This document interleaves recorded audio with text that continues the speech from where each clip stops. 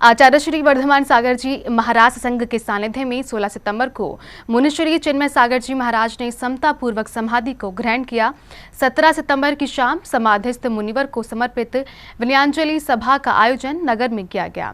समाधिस्थ मुनिवर को विनयाञ्जलि देने के लिए बड़ी संख्या में साधर्मी एकत्रित हुए। मुनिश्री चिन्मय सागर जी महाराज ने 16 सितंबर की शाम को समता पूर्वक समाधि को अंगीकार किया। 17 सितंबर को मुनिवर की भव्य डोला यात्रा टोंक नगर में निकाली गई और आचार्य श्री वर्धमान सागर जी महाराज के सानिध्य में समाधिस्थ मुनिवर का अंतिम संस्कार किया गया। इस अवसर पर मुनिवर को विनयाञ्जलि देने के लिए भक्तों का तांता लग गया।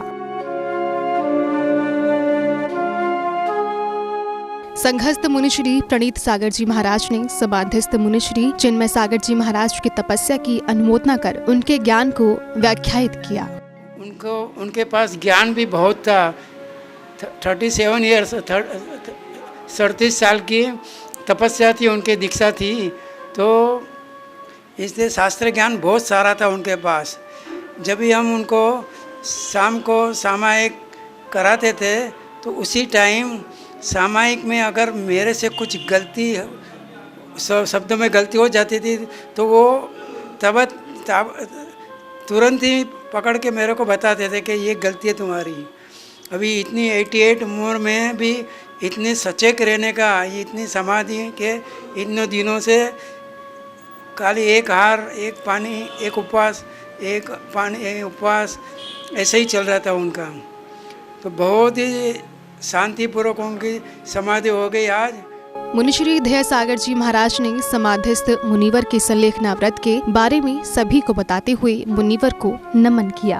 मुनिश्री 108 चिन्मय सागर जी महाराज साहब ने यम से लेखना पूर्वक अपनी समाधि मरण किया।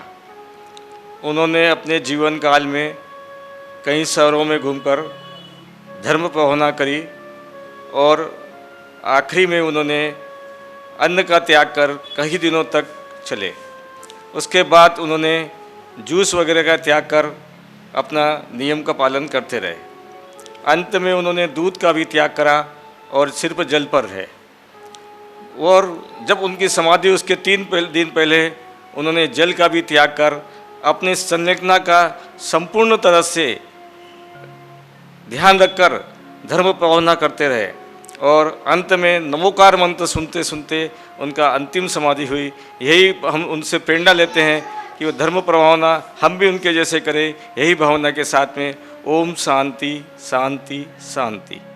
मुनिश्री चिन्मय सागर जी महाराज के गृहस्थ जीवन के परिवार के सदस्य भी मुनिवर को विनयाञ्जलि देने टोंक में आए। इसी क्रम में ही उनके गृहस्थ जीवन के पुत्र श्री ओम प्रकाश जैन जी ने मुनिवर के दीक्षा लेने के समवचरणों को सभी के साथ साझा किया। मेरे पिताजी बहुत ही संघर्षमय जिंदगी और एकदम डिसिप्लिन जिंदगी निकाली थी उन्होंने, और उन्होंने 50 साल में डिसाइड किया था कि मुझे दीक्षा लेनी है। और उन्होंने अपने जीवन में 30 साल से ही इसी धर्म की प्रेरणा में लगे रहे वो।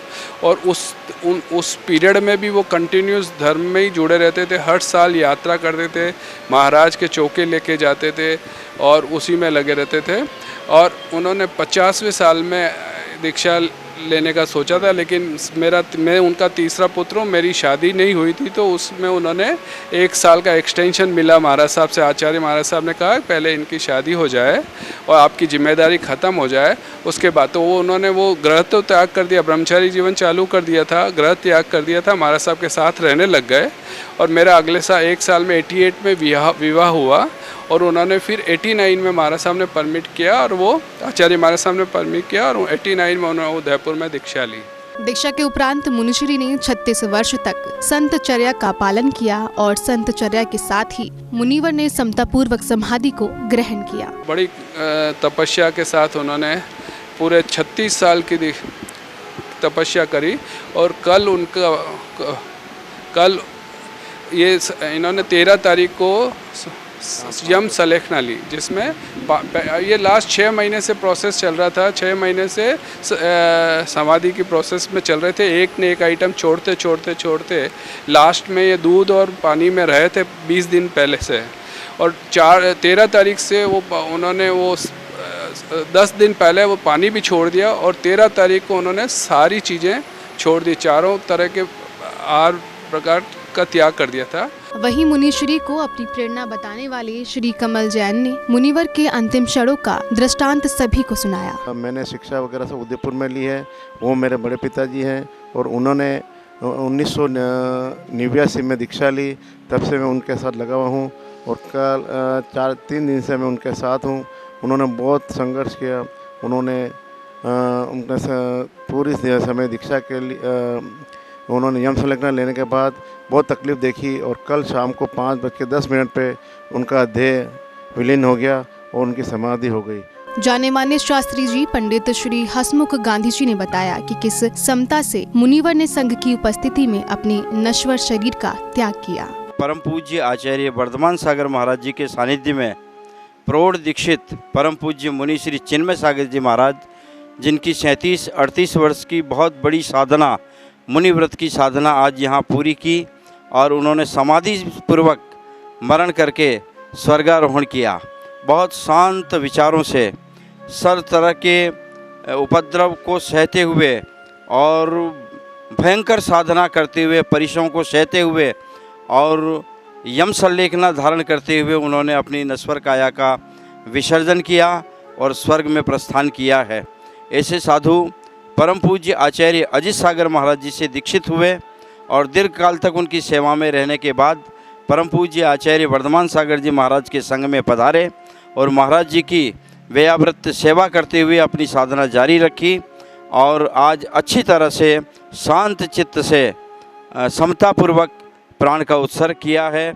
विनयांजलि सभा में सम्मिलित होने आए समस्त गुरु भक्तों के भावों के बारे में नगरवासी श्री कपिल जैन ने बताया और मुनिचर्या को नमन किया। जैन समाज ने उत्साहपूर्वक आज इस कार्यक्रम को किया और आज उनके ग्रस्त का संपूर्ण परिवार भी यहाँ उपस्थित था। संपूर्ण संघ के माध्यम से वो समाधि मरण का कार्यक्रम संपन्न हुआ। ऐसी त्याग तपस्या देखकर जो जैन और अजैनियों के मन में भी त्याग के प्रति, अपने भाव और धर्म के प्रति अपने स्नेह जाग उठे। फिर मैं आचार्य गुरु वर्धमान सागर जी महाराज की जयकार लगाते हुए कि ऐसे कार्य हमें देखने को मिलते रहे और ऐसे कार्यों के अंदर संलग्नता से त्याग की हम महिमा सीख सके।